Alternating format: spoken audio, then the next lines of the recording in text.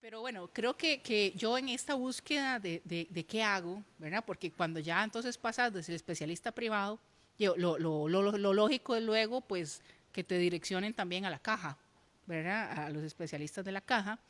Pero y cuando los especialistas de la caja trabajan con el arsenal que tienen, ¿verdad? Que son un conjunto de medicamentos típicos. Entonces ya cuando yo voy a las primeras citas con mi hijo de 2 años y me empiezan a hablar que necesita ciertos medicamentos, ¿verdad? Sumamente fuertes y medicamentos, digamos, que según lo que también he investigado, pues pueden tener efectos secundarios en otros órganos, que más bien a veces lo que hacen es como, digámoslo así, adormecer al niño, ¿verdad? En el sentido de que se mantenga, o sea, el verlo tranquilo ahí sentado en una clase. Eso es a veces lo que se busca en la estructura típica, ¿verdad? Bajarlos energéticamente porque Ajá. ellos están tal vez en otra frecuencia y entonces a nivel curricular no están con el comportamiento, tal vez defíname y redefinamos normalidad, Exacto, ¿verdad? O sea, exacto. entonces hay un shock ahí. A mí me gustaría tal vez que nos contaras esa fase en donde vos asumís lo que el médico te recomienda y cómo haces un switch intuitivo a buscar otro tipo de cuestiones quizá un poco más naturales. Sí, bueno, otra vez, yo creo que yo siempre he sido como una persona muy respetuosa y analítica, ¿verdad? Yo no soy de las que entran en conflicto directo, digamos, con un profesional. O sea, sí, La sí, ciencia te demanda objetividad. claro, Vos sos claro. una persona de ciencia Sí, sí, he y sido formada en trabajas. esa área, ¿verdad? Entonces, creo que algo que me ha ayudado mucho en el diagnóstico de mis hijos es que, vamos a ver, yo por mismo trabajar en ciencia, yo no puedo negar lo innegable, ¿me entiende? Hay hechos, o sea, si yo veo que mi hijo se comporta de cierta manera y yo veo, por ejemplo, cuando empiezan a ir a la guardería y tengo de patrón, ahí sí, a los demás niños de la guardería, digo, aquí es evidente que algo pasa. ¿Verdad? Entonces no puedo negar lo innegable, que a veces creo que una de las cosas que más retrasa el tratamiento temprano en el autismo es la negación de los padres, ¿verdad? ¿Y qué tal el padre que no puede ofrecer un catálogo, ¿verdad? Extracurricular? Bueno, usted va para piano, usted va para natación. O sea, porque no todos los papás pueden hacer esto, ¿verdad? ¿Qué podemos decirle a ellos también, ¿verdad? O sea, ¿qué camino tomar? Porque los recursos pueden ser limitados. Es donde empieza la creatividad. Exacto, realmente uno se enfrenta aquí con muchas barreras.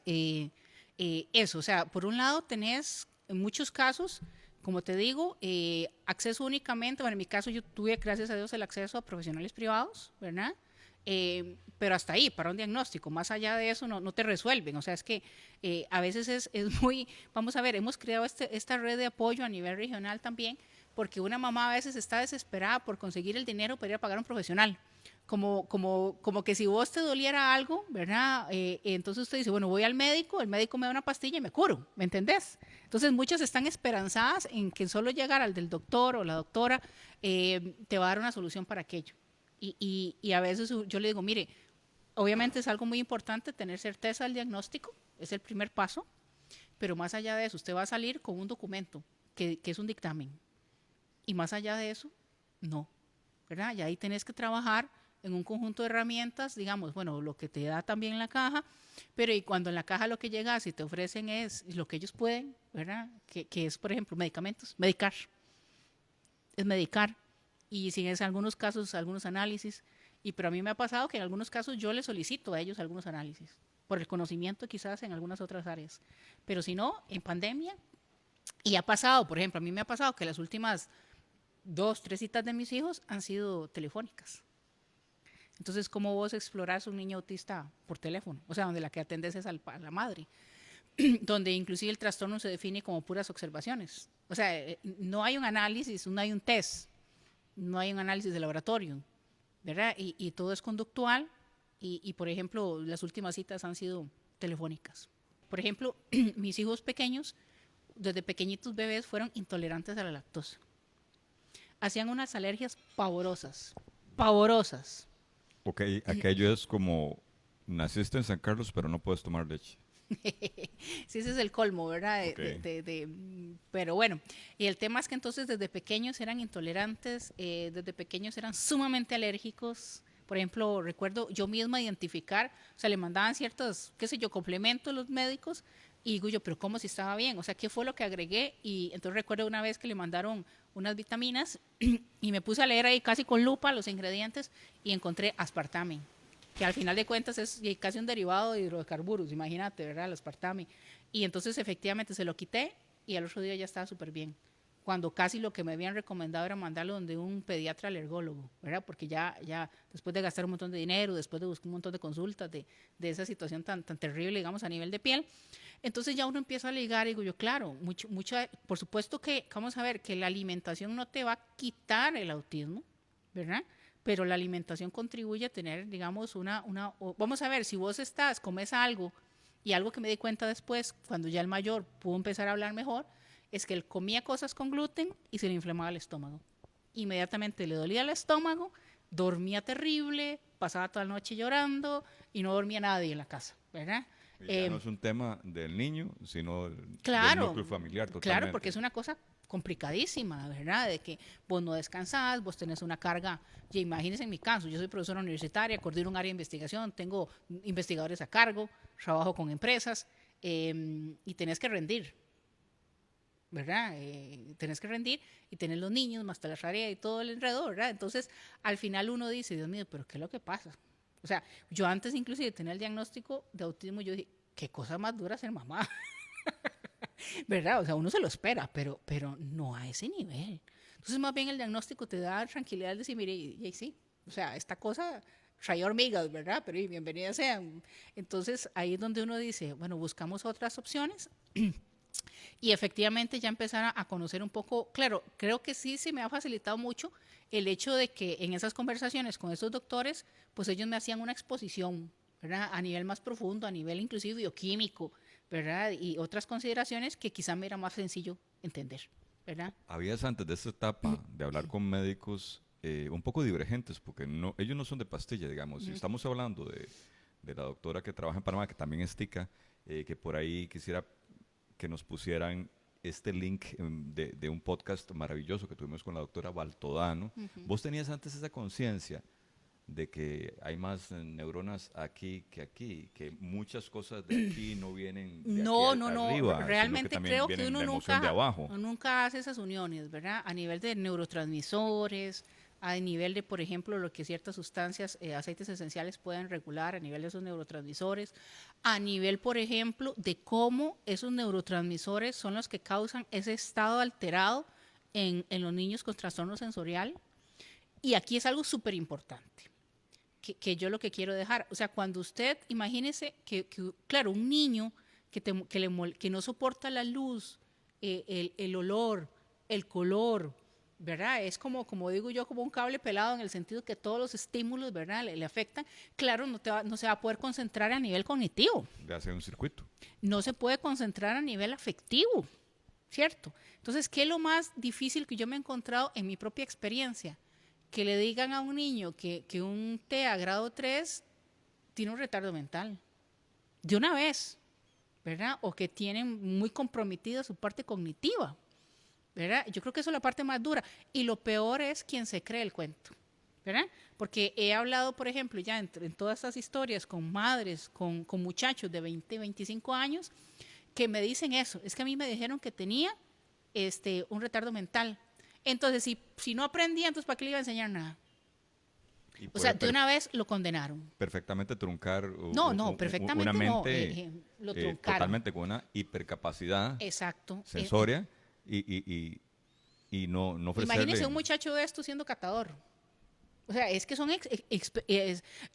hay un aparato que se llama HPLC, ¿verdad? Que detecta todo. Y yo digo, mire, es que ellos tienen un HPLC incorporado. O sea, yo a veces, por ejemplo, mis hijos sí se les cambió un poco la dieta de la lactosa de pequeños, pero después se les quitó el gluten, ¿verdad? No es que se les quitan cosas, se les sustituyen, porque aquí es importante, no es matar de hambre al niño, no es, o sea, mis niños, gracias a Dios, digamos, están bien a nivel, digamos, nutricional, de peso, de talla, de todo, ¿verdad? Entonces no es quitarles cosas, es sustituirles cosas, ¿verdad? Ni tampoco es que, por ejemplo, pues él no comerá helados de leche, pero sí se le dan helados en frutas, por ejemplo. O sea, tampoco es que él se privan y si les hacen quequitos, la abuelita digamos, que los chinea, ¿verdad? Les hace quequitos sin gluten y ese tipo de cosas. Ahora, cuando encontramos un poco el tema de este producto, ¿verdad? Que logré contactar con Bioextractus y le empezamos a dar ya cúrcuma y jengibre. Otra de las cosas es que, claro, al principio de ellos era un poco renuente a tomarlos. Ahora inclusive me ven con el frasquillo y abren la boca, como si nada. Y eso es algo importante. A veces las mamás, digamos, se dejan ir por esas salidas de que no va a aprender, es que es un medicamento, no se lo va a tomar. ¿Sabe feo? Es lo primero que preguntan. Yo, pero mire, si no se los has dado y ya estás poniendo una barrera mental, ¿verdad? Es que a final de cuentas vos tenés que dárselo y ser persistente. Y el niño se va a acostumbrar, ¿verdad? El aceite de cúrcuma es un gran neuroregenerador, tanto de las neuronas del colon como las neuronas del cerebro. En ese tanto y cuanto has visto algunos cambios, porque Claro. hay una frase que a mí me marcó en la relación de, digamos, para con ustedes como familia.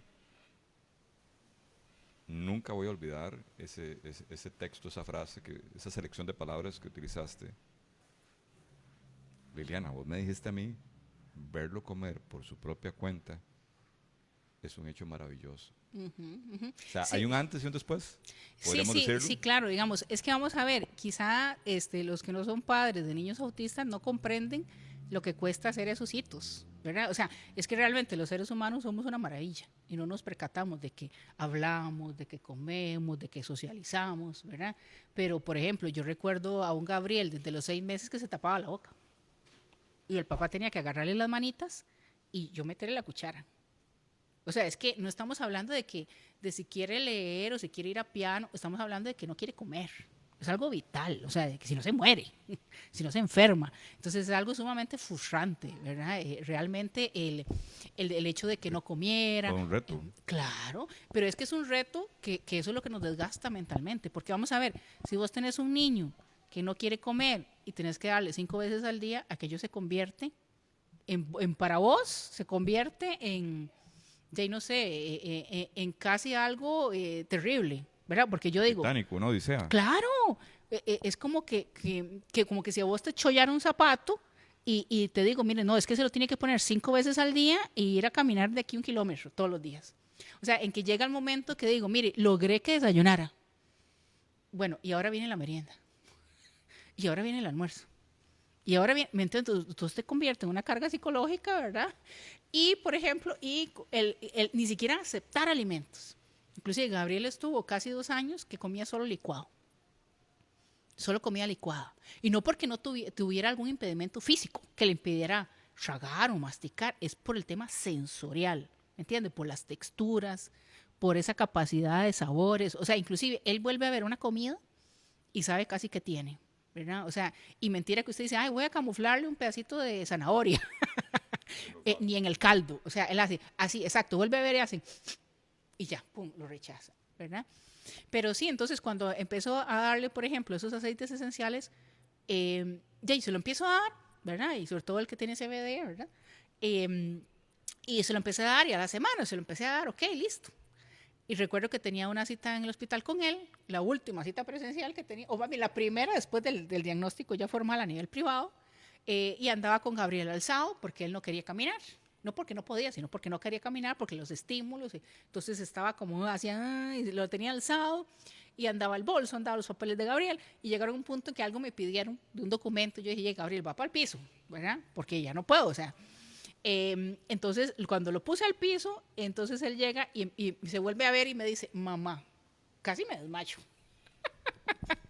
Segundo. ¿Estás queriendo decirnos Que que fue la claro, primera palabra que le la escuchaste a primera tu hija? palabra después de 2 años y resto, ¿verdad? Entonces, y yo volví a ver a la gente del hospital y decía, habló, me dijo mamá. Y todo el mundo decía, volvía a decir como, ¿y qué? O sea, tiene 2 años y resto, ¿verdad?